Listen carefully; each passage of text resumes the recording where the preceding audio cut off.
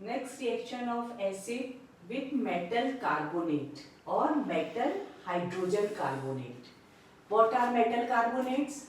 Metal compounds which contain this group in which has two negative charge, or metal compound which have this group having one negative charge. All these metal compounds are known as metal carbonate or metal hydrogen carbonate. Like calcium carbonate, sodium hydrogen carbonate, sodium carbonate, all these compounds are carbonates, metal carbonates. When acid react with metal carbonate or hydrogen carbonate, they always evolve carbon dioxide gas. And this carbon dioxide gas, how will we test it? We test by passing it in lime water. Calcium carbonate, it is present in, where it is present? It is present in chalk, marble, and in chuna it is not present. In chuna or lime, calcium oxide is present, but in marble, in chalk, calcium carbonate is present. When it reacts with acid, acid may be dilute or may be concentrated. Acid dilute भी हो सकता है और concentrated भी हो सकता है. जब भी कभी कार्बोनेट और हाइड्रोजन कार्बोनेट कंसंट्रेटेड एसिड और डाइल्यूट एसिड से रिएक्शन करते हैं, कार्बन डाइऑक्साइड गैस इवॉल्व करते हैं. अब अपने दिमाग में एक चीज अच्छे से रख लो, carbon dioxide gas always evolve with effervescence. What is the meaning of effervescence? Effervescence means झाग के साथ. अपन कभी कोल्ड ड्रिंक की बोतल ओपन करते हैं तो झाग निकलते हैं. Why these effervescence are there? Because cold drinks contain carbon dioxide. So when metal carbonate react with acid, they form salt, water, and evolve carbon dioxide gas. When sodium carbonate react with acid, it forms sodium sulfate plus H2O plus CO2.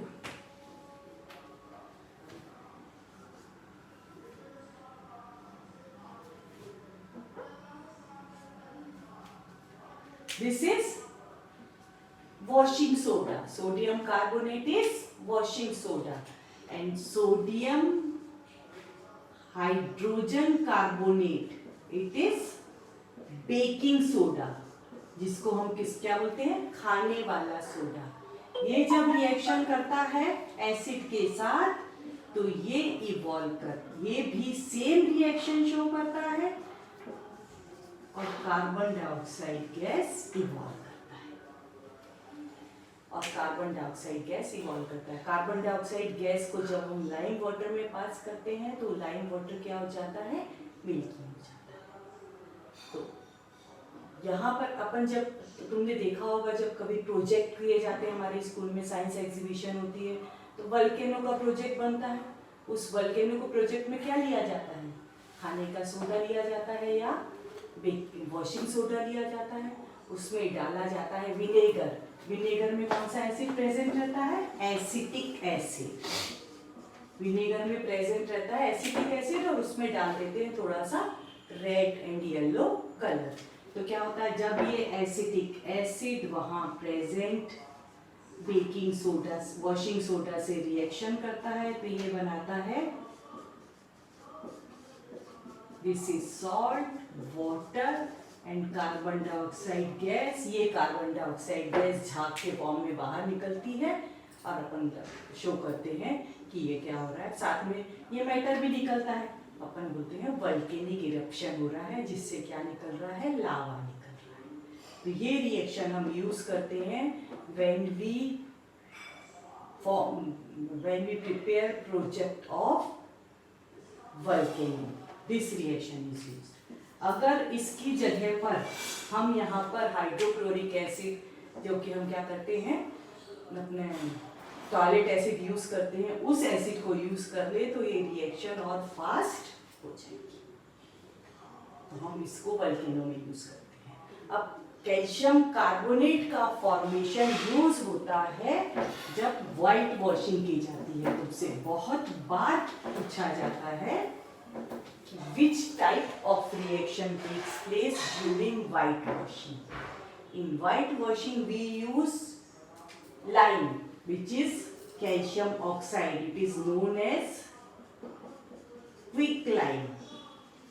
When quicklime is dissolved in water, it forms slaked lime. क्या बनता है बेटा? Slaked lime. This is combination reaction where two compound react and form single compound. This is combination reaction. This is slaked lime, and large amount of heat is evolved in this reaction. This calcium hydroxide is only slightly soluble in water. When we whitewash the wall, first we stir the solution and then apply it on walls. Then this calcium hydroxide which is present on wall react with carbon dioxide and form calcium carbonate and water. इसीलिए white washing करने के बाद walls हमको कैसे दिखाई देती? गीली गीली। जब वो सूख जाती हैं तो वहां पर क्या बन जाता है? कैल्शियम कार्बन डाइऑक्साइड से रिएक्शन करके कैल्शियम कार्बोनेट बन जाता है। ये कैल्शियम कार्बोनेट कैसा होता है? व्हाइट शाइनिंग होता है। इसीलिए ये क्या करता है? वॉल्स को शाइनी अपीयरेंस देता है। ठीक है? These reactions are involved in white washing. अब हमसे पूछा जाता है कभी कि what happened when we put egg in acid? Suppose vinegar. Suppose we put egg in vinegar.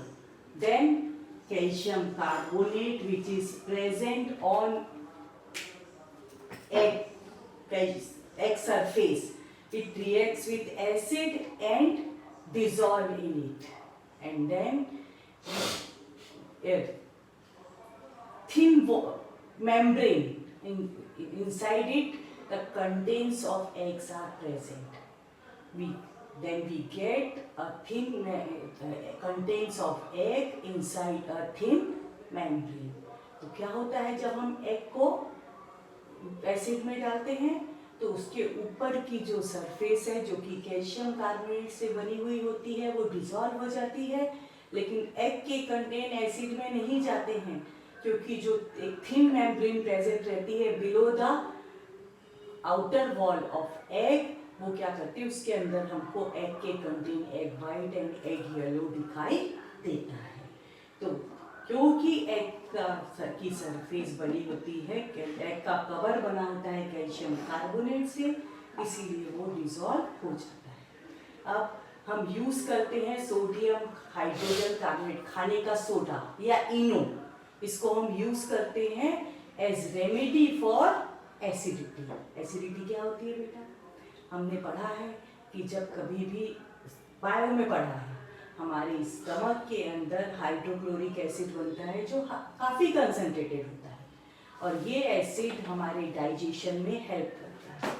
लेकिन अगर कभी ये हम कुछ ऑयल या स्पाइसी थिंग्स खा लेते हैं तो एसिड का अमाउंट बढ़ जाता है, उस केस में इंडाइजेशन होता है, स्टमक पेन होता है, उसको एसिडिटी बोलते हैं।